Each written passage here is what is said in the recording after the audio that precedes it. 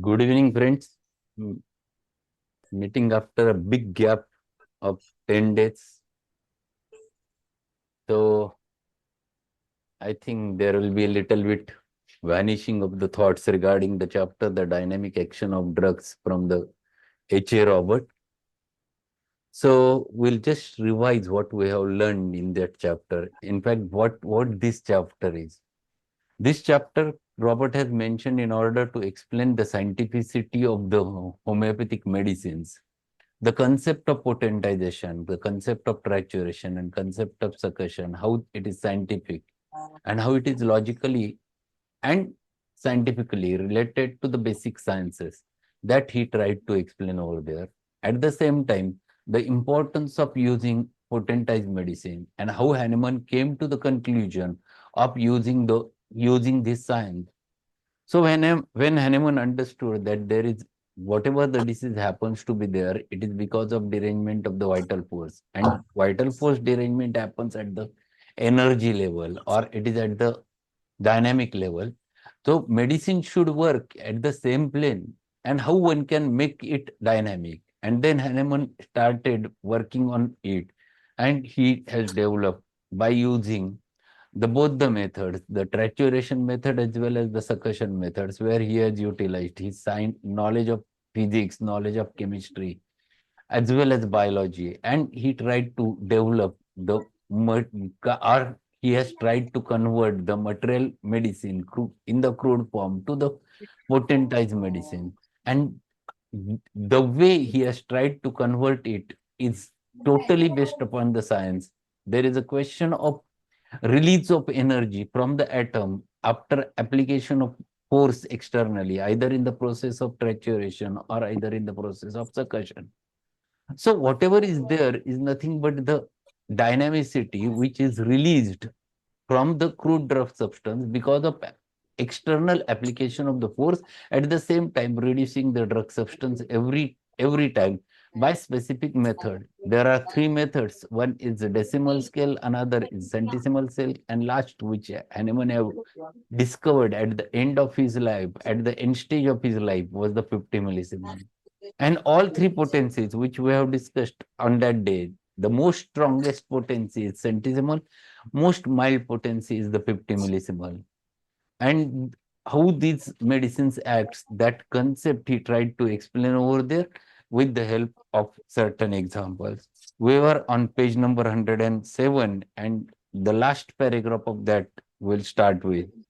It may be readily conceived that no theoretical conjecture means thought, kalpana. So it may be readily conceived that no theoretical conjecture will furnish an answer to this problem. And it is not by such means that we can establish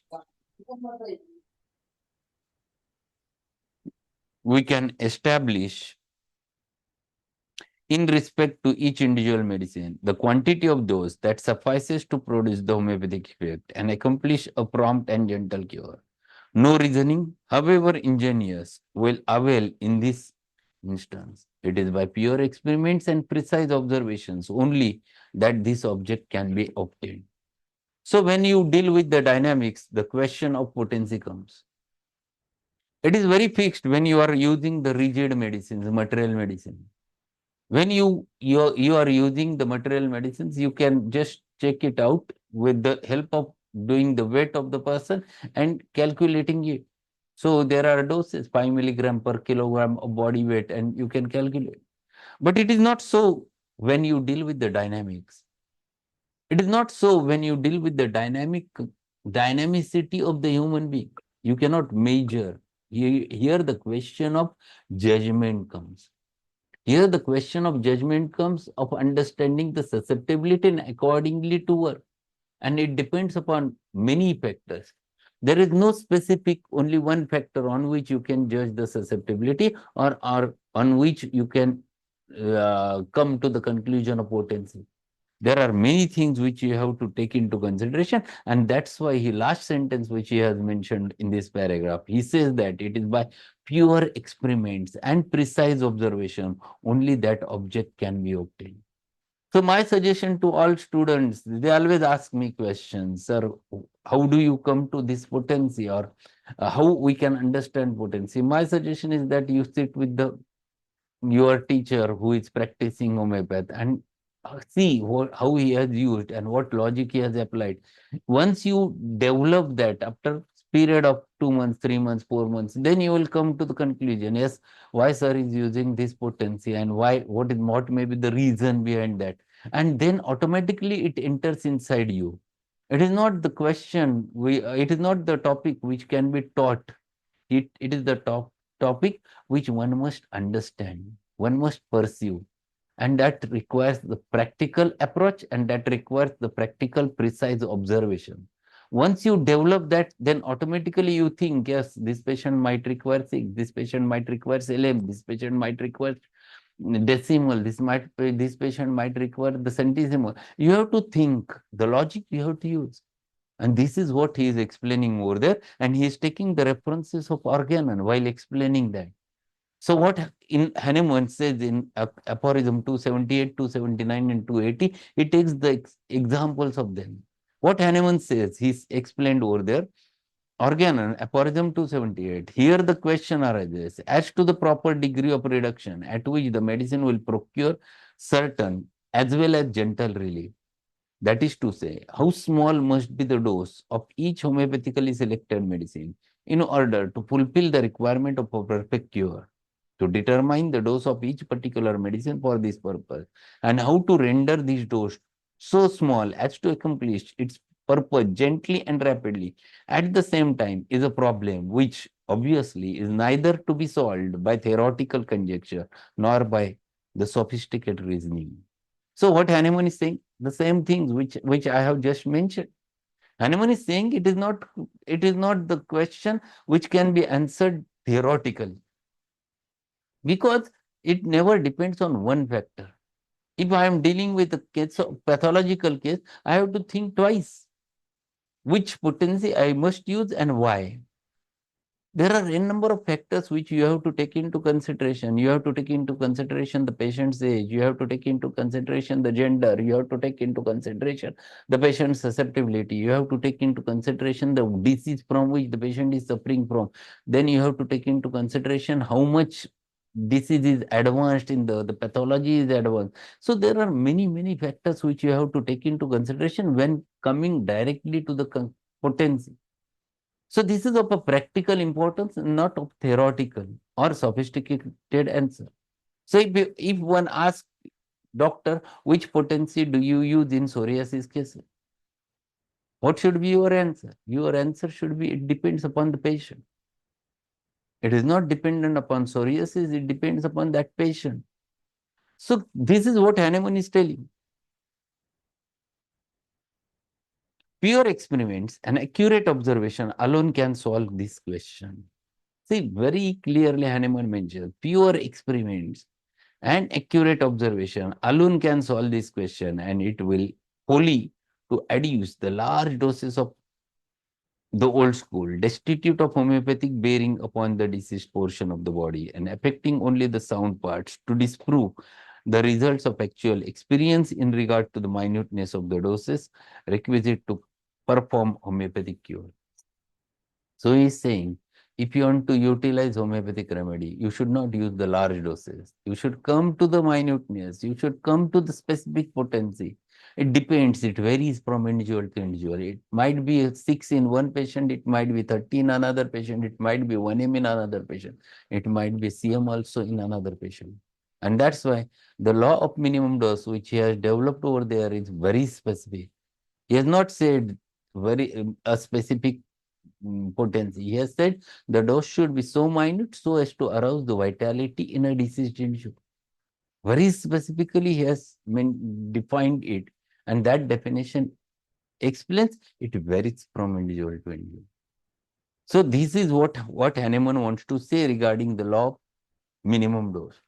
Further, he says in aphorism 279, so see, Close is explaining those aphorisms and taking the help of those aphorisms in order to explain the dynamicity of the homeopathic drugs.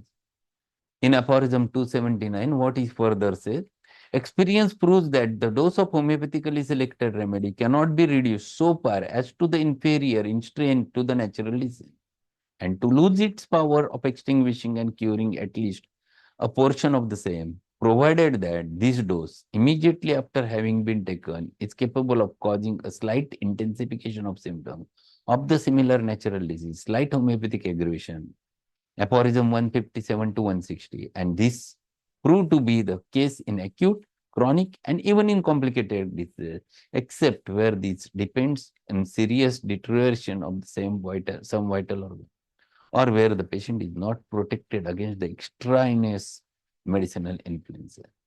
So what he is saying, how will you know that your remedy is perfect? You can understand that your remedy is perfect by just finding it out, the homeopathic aggravation which develops after giving the medicine. In case of acute disease, it happens within first few hours, first few minutes to first few hours. That is a slight intensification of the original symptoms of the disease after getting a very perfect remedy. And that works. That shows, yes, your remedy is perfect.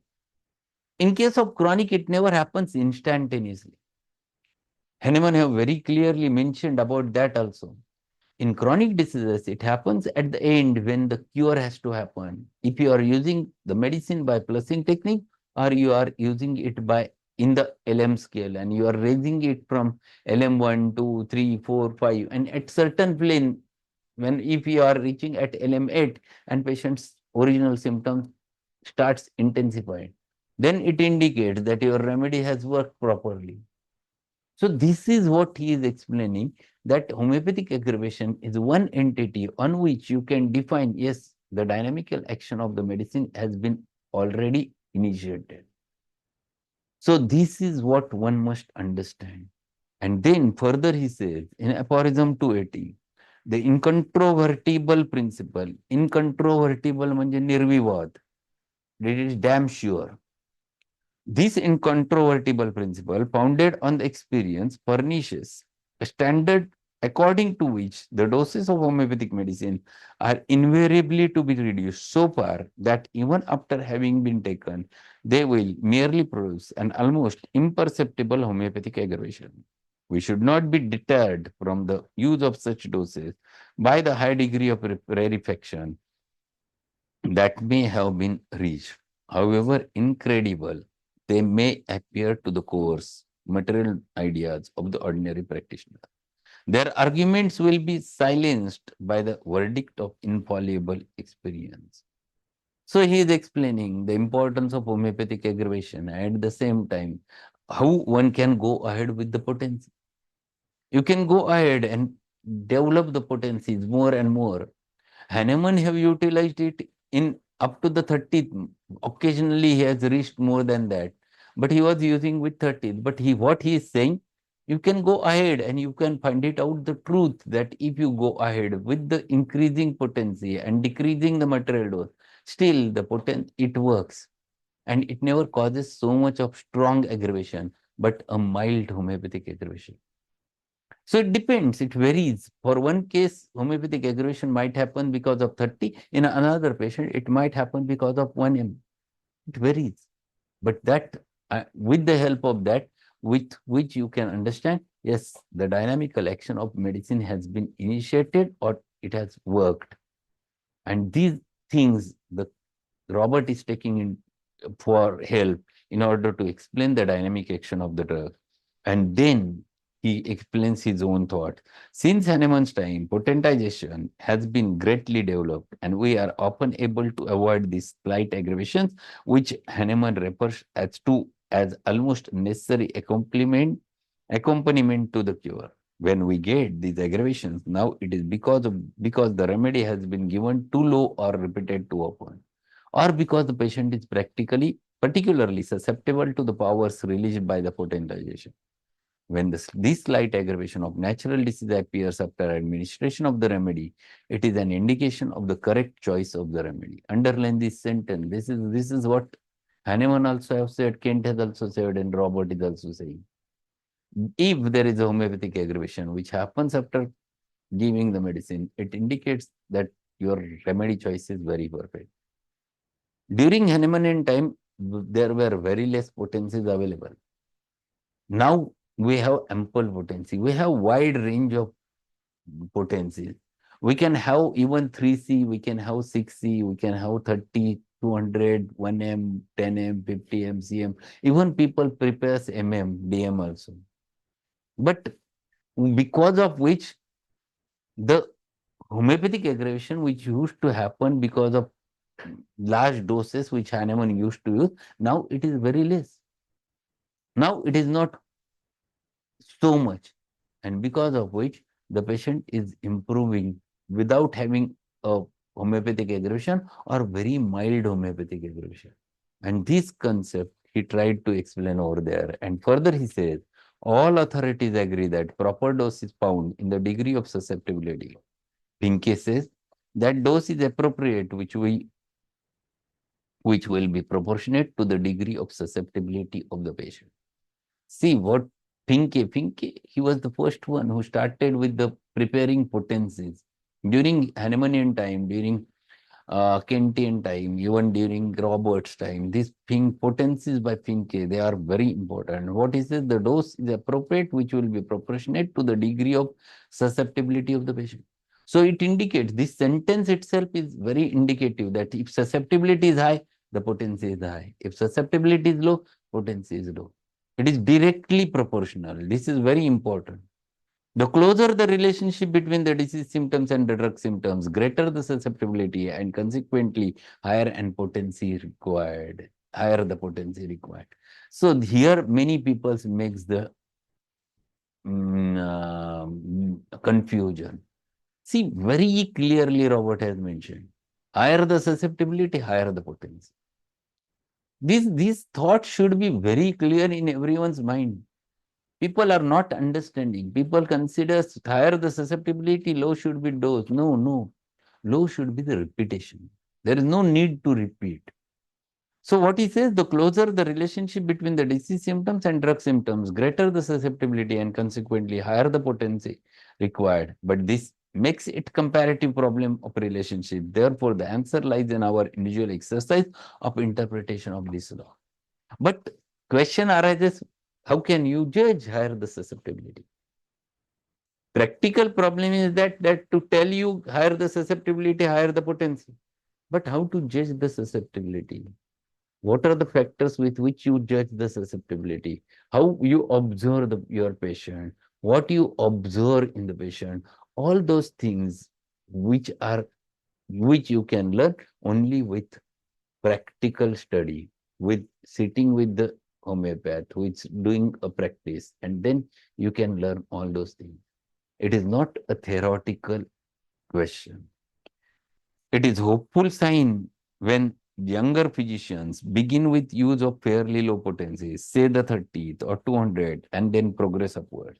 In this way, one learns for himself the use of potencies and their dynamic action, and he will soon learn to use the higher potencies with skill and with much satisfaction. Generally, what happens? There is a conservative approach. This is called as a conservative approach. What is conservative approach? Using the medicines starting with low potency and going gradually up. This is called as a conservative approach. But what happens? You delay the progress of the recovery because of this method. If patient susceptibility is too high and you are giving low potency, what will happen? So patient susceptibility is that patient requires 1M or 10M and you are giving 30. So it never matches, even though symptoms matches. And because of which you never get the desired results. And for that purpose, it is so much necessary to understand judging the susceptibility and applying the medicines accordingly. If you get that technique, then your recovery of the patient it becomes very fast. I will tell you one example. One patient was there, brought to me by one of the homeopath, this fellow was under the homeopathic treatment for last 10 years and he was suffering from the spinal canal stenosis. So he has received many medicines, but he was still having big problem.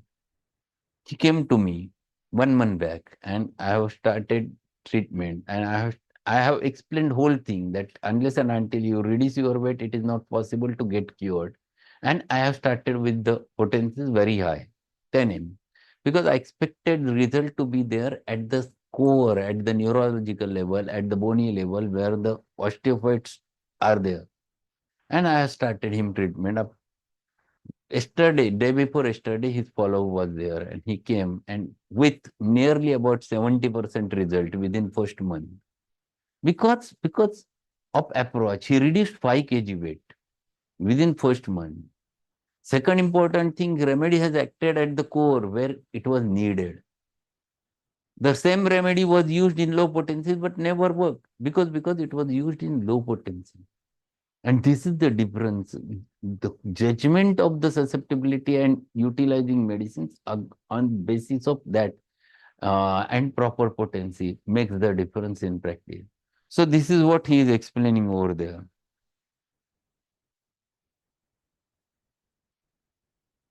Finke explained the action and efficiency of the infinitesimal dose by applying the law of Maupertuis, the French mathematician, and fully accepted by the scientists that the quantity of action necessary to effect any change in nature is least possible. This is called as law of least action. If there are students, write it down. This is 2 marks question, MCQ, law of least action. And this is law is very simple. The quantity of action necessary to effect any change in nature is the least possible. Bas, that's all. And added, according to his principle, the decisive moment is always a minimum and infinitesimal. And when applied to the therapeutics, the last possible or highest potency sufficient to bring about reaction would be the homeopathy. So, law of least action, the quantity necessary to make any effect in this universe is always the least possible. If you are going through your car and you are driving and your speed is very high and you want to just change the direction, you have to, how much handle you have to, yeah, how much direction of the handle you have to move. It's very less. You don't have to move it very fast because it is when you are in dynamics, the things necessary are very least possible. And this is applies everywhere in this universe. And same animal have explained over there. If you want to make change in the patient, the potency should be, the dose should be so minimum, means potency should be high. If the susceptibility is high, the potency should be high. Means you require very minuteness of the dose. And this is what homeopathy is there.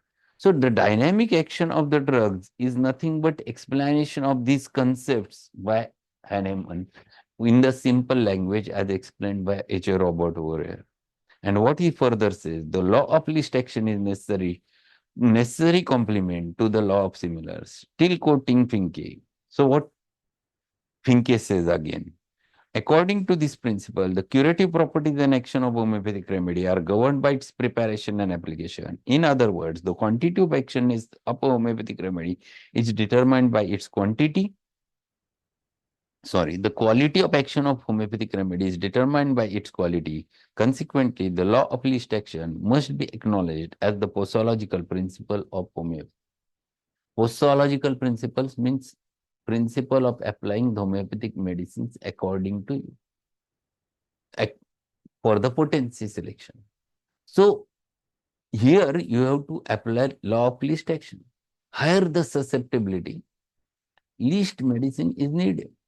Higher the susceptibility, more are the symptoms. So higher the susceptibility, higher is the minimum, and higher the minimum, higher the potency or highest the potency, and minimum is the repetition. This is what we have to understand. This concept, if you understand properly, then it works beautifully. And that's why one must understand exactly what potency the patient is needed. And it is not that you should be very rigid or fixed. or you should not be so psychotic to use one potency forever. It is not like that giving 30 potency to each and every patient will cure, not at all.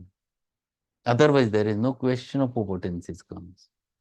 So this is what he is explaining, and then he says further, the whole range of potencies may be used by any physician, yet he understands these principles, he will feel his way to correct the potency.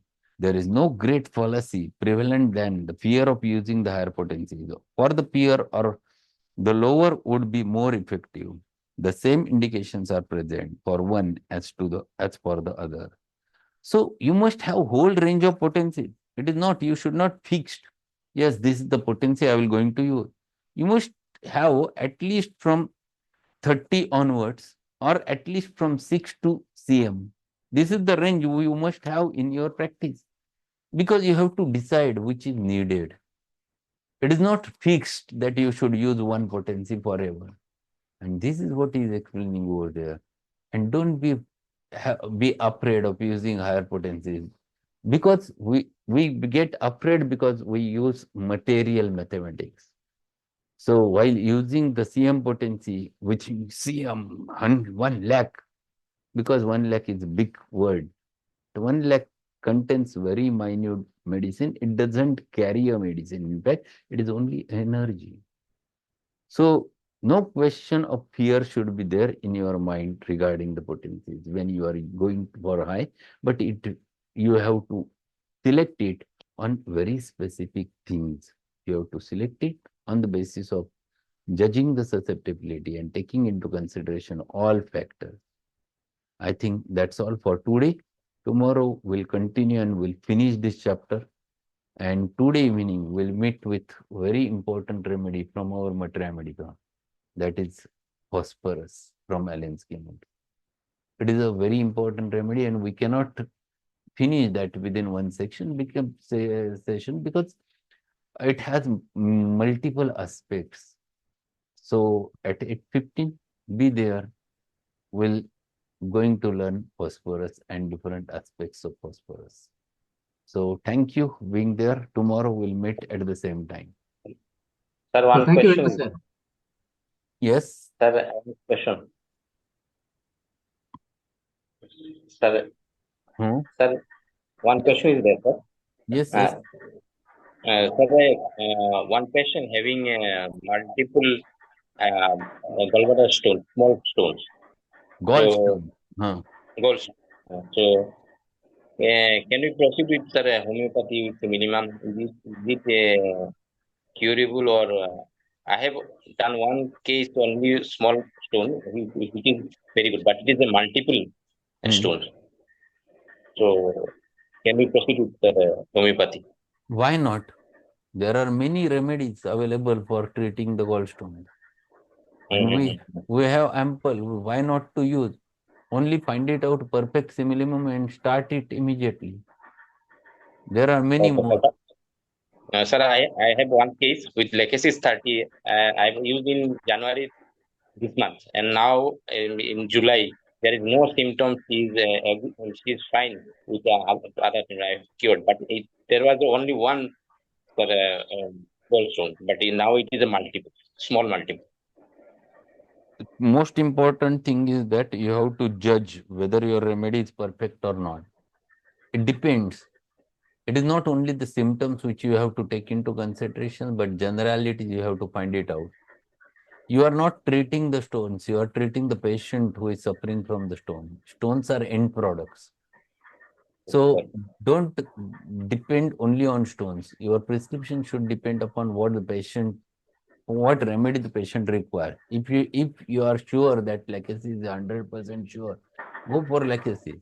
But if you want to see the results basically at the material level also, or if you want to dissolve the gallstone, you can think of certain remedies which has capacity to dissolve, and there you have to use the material doses, that is mother tincture, instead of using the dynamic doses. Yes, so sir. you might require a chelidonium mother tincture. Sometimes it might be a Berberis vulgaris mother tincture, depending upon the patient. But there you can, those are for material purpose. Those are not for the purpose of producing a dynamic cure. For dynamic cure, you'll require constitutional remedy. Yes, sir. I have used Legacy 30 as a constitutional remedy, and after that I have used Cardus Madness, sir. And patient is Cardus. very much Okay. retarded, and patient is very much okay, sir. With the symptoms, there is no symptom. He is eating everything. I was, he was not. She was not eating everything. Not able to eat all these things. Hmm. So now she even spicy food also she's taking that no problem. It's So now good, in this case, well and good. I Only thing is that just find it out that whatever the medicine cardamom you are using, if it is not working, you can think about the rest of the remedies in mother tincture form. yes. Okay. Thank you, sir. Thank you, sir. Okay. Thank you and good night.